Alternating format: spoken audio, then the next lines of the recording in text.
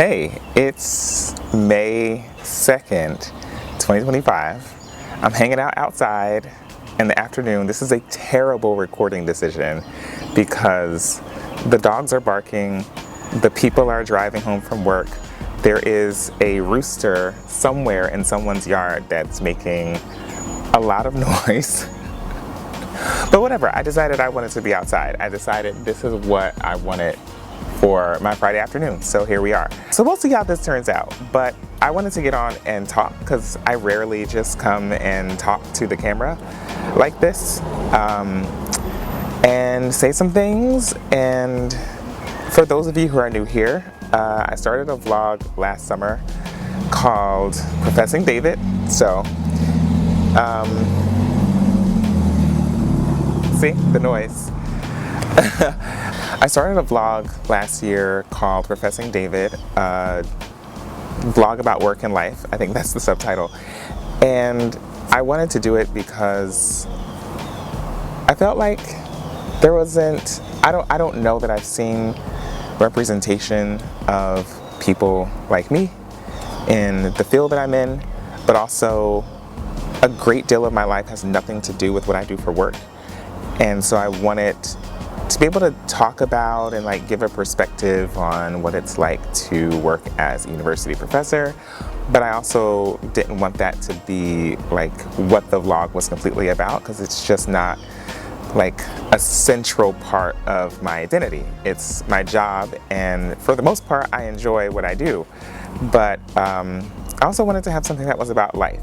And saying all that, it was also a lot easier to start a vlog about work because there's a kind of distance there as opposed to just bringing people into life. It's taken me a while to become more comfortable doing that part, and even doing something like this has taken me a while. I've been thinking about getting on and talking for a while, and I've only really done this once, and that was at the turn of the new year, and now we're in May. So we're talking 5 months of time of me not actually doing this in front of the camera. But if you're new here, what you'll find out is that my vlogs are severely delayed, but they're delayed on purpose.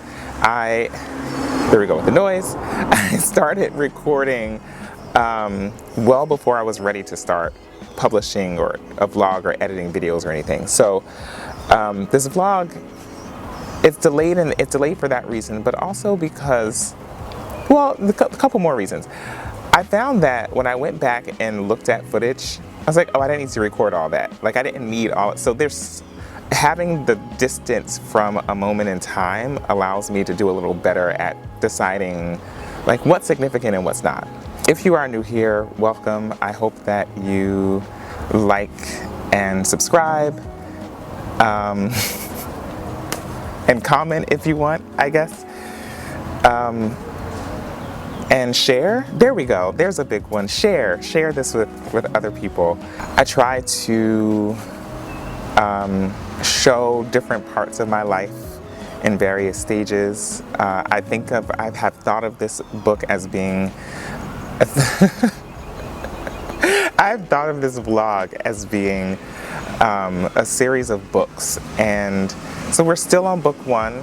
We're still walking through those chapters together, the various chapters of me starting my new research process last summer, me getting comfortable in showing a romantic relationship, the return to work, the good stuff, the bad stuff, the vacations with friends, birthday, all of that. So this first book still continues.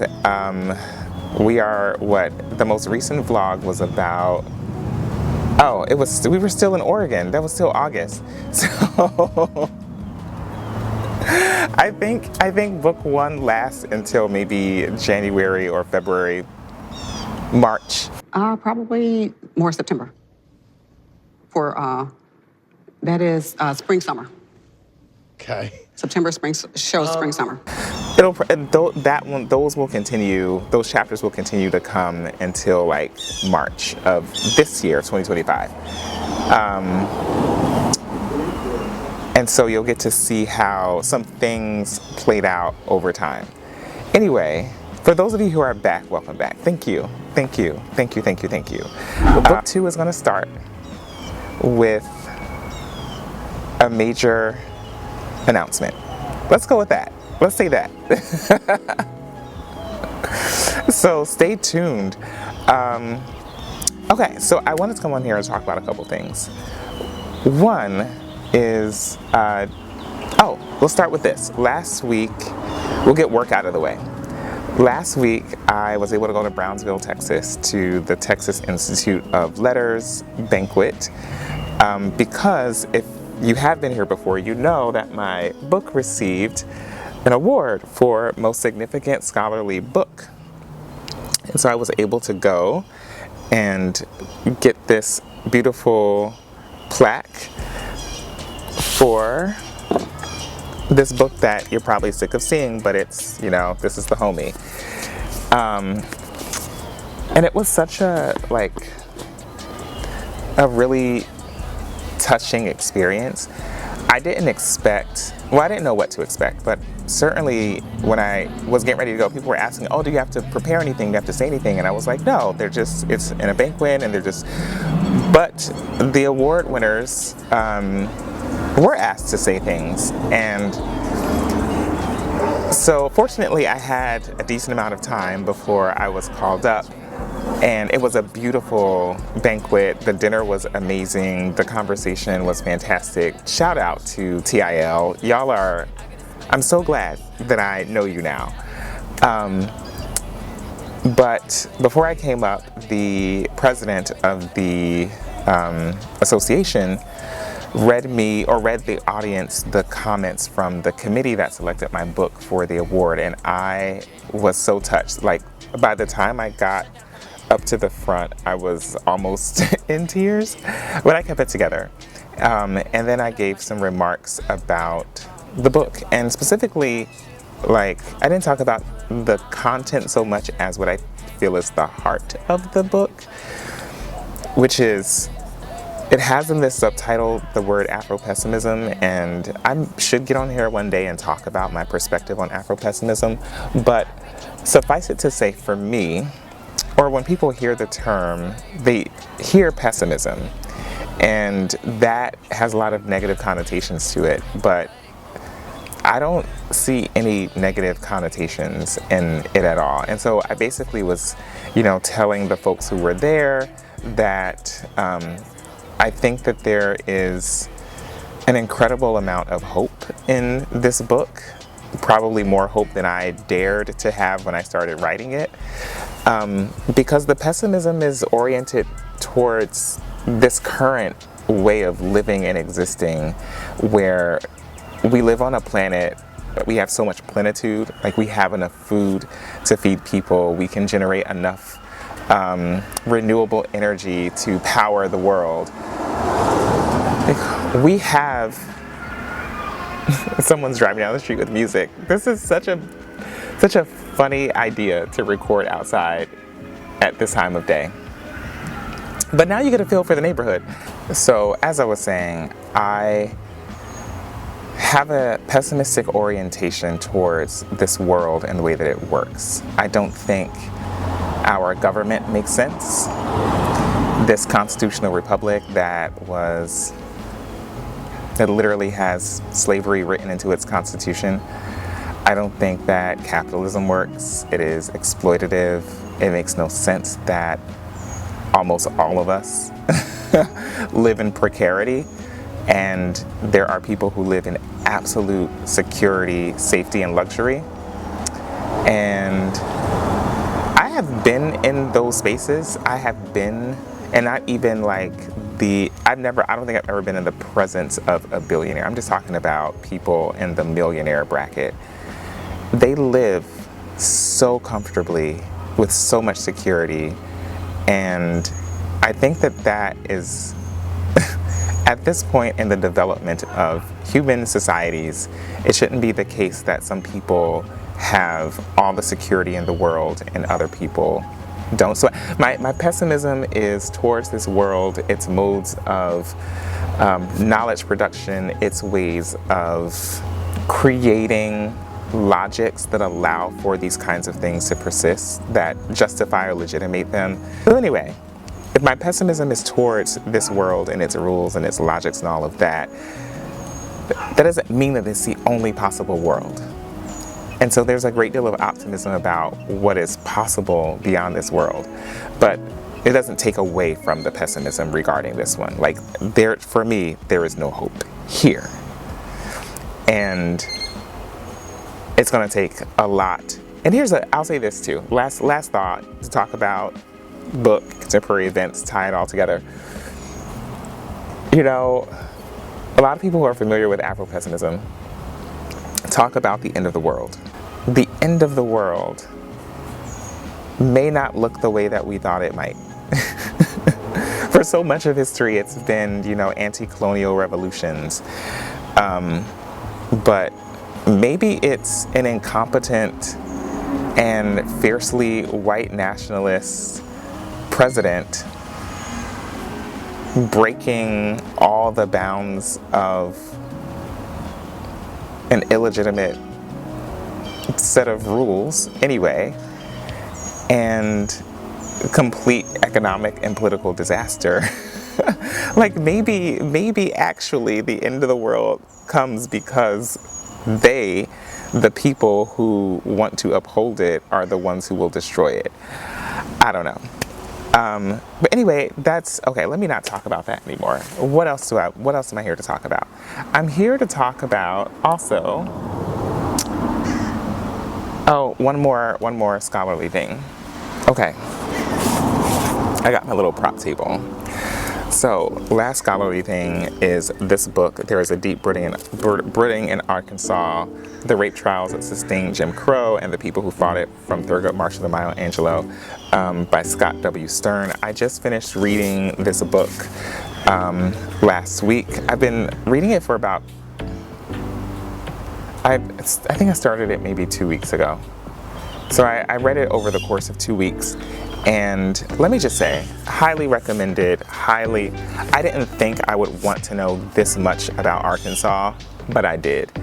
And I was solicited to write a review for this book. That's how it got on my radar. So I think it'll be out in the summer or fall or winter in the JH. So highly recommended, beautifully written. The research is so good. Anyway. So, I also wanted to talk about some other things I've been reading. why this turned into book club? I didn't plan for this to be book club, but apparently these are the props that I brought. Okay, so I don't get a lot of opportunities to read just for pleasure, because I'm reading all day for work, and after work I'm like, I don't want to anymore. But I do read comic books for pleasure, and I read novels. I finished Wicked recently, but right now I am reading this book by Keith F. Miller. It's called Pretty.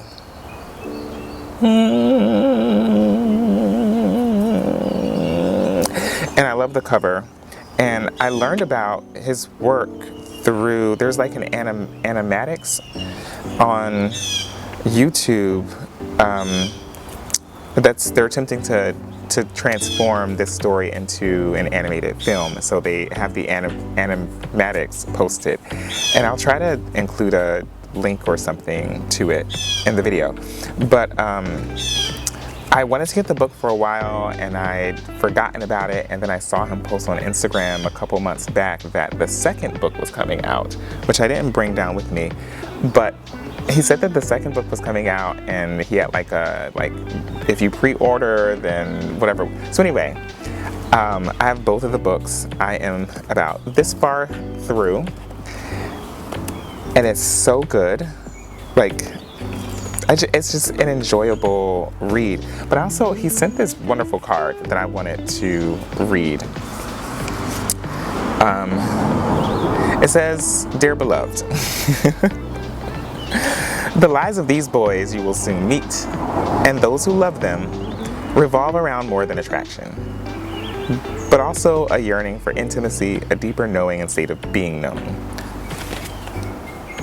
In the midst of their fight to survive, to do everything they can to protect those they love, I hope you'll know one thing above all else. They exist, they matter. You exist and you matter, even when the world we live in dares to divide us and says the opposite. These boys and the world that is an essential part of them knows what the body and blood knows, what it means to be free. That sometimes, that sometimes freedom comes when you meet that special person who makes you not only risk it all, but dare to protect the right to love, to be, to feel, and to heal. Sometimes that person is yourself.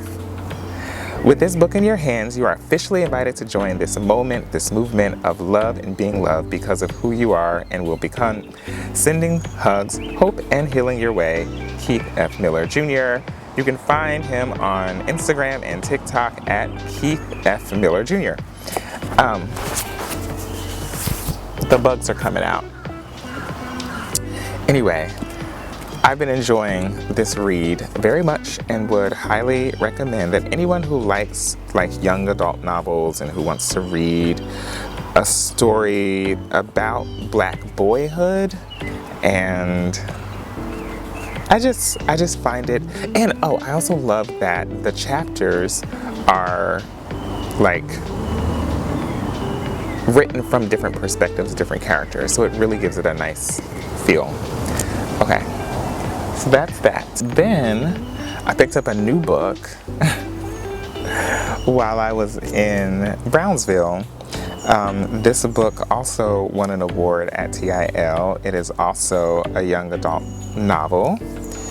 It's called Canto Contigo. It's written by Johnny Garzavia, who I've never met before, but was really hoping I get a chance to meet there. And it also won the Stonewall Book Award from the ALA. And the brief description is, when a mariachi star transfers schools, he expects to be handed his new group's lead vocalist spot. What he gets instead is a tenacious current lead with a very familiar and kissable face. I have not started this book yet, because I just got it and I'm still working on Pretty. So I will start this one after I finish Pretty, if I don't jump to the sequel for Pretty. Okay. So I want to talk about two more things.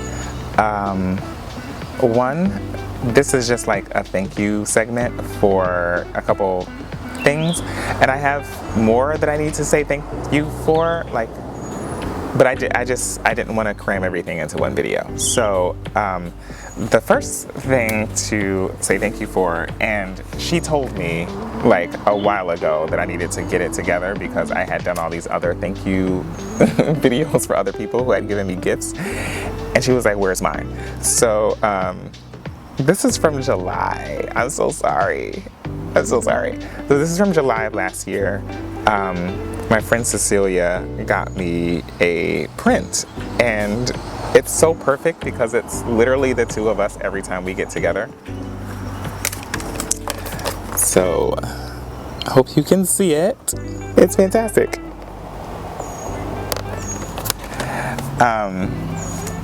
So I got the frame from Goodwill. But thank you, Cece, so much for that. This is in my office here at home, and it sits up above my desk on the right-hand side, and I am constantly looking up at it. It reminds me of you. It also reminds me of the beach and reminds me that troubles won't last always. But anyway, thank you so much again for that gift.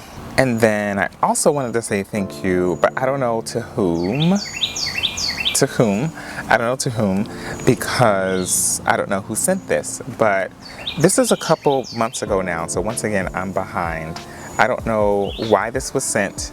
It wasn't a birthday gift, it wasn't a Christmas gift, there wasn't a holiday, but someone sent me this. And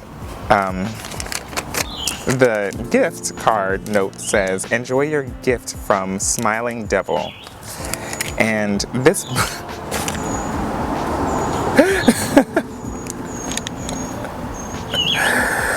been Men's Big Load. I have no idea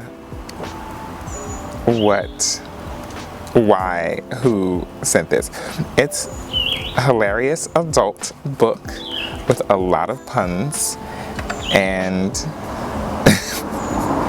obviously these are the books that they're trying to ban from schools. Anyway, they're not trying to ban these books. They're trying to ban Toni Morrison and Maya Angelou and, you know.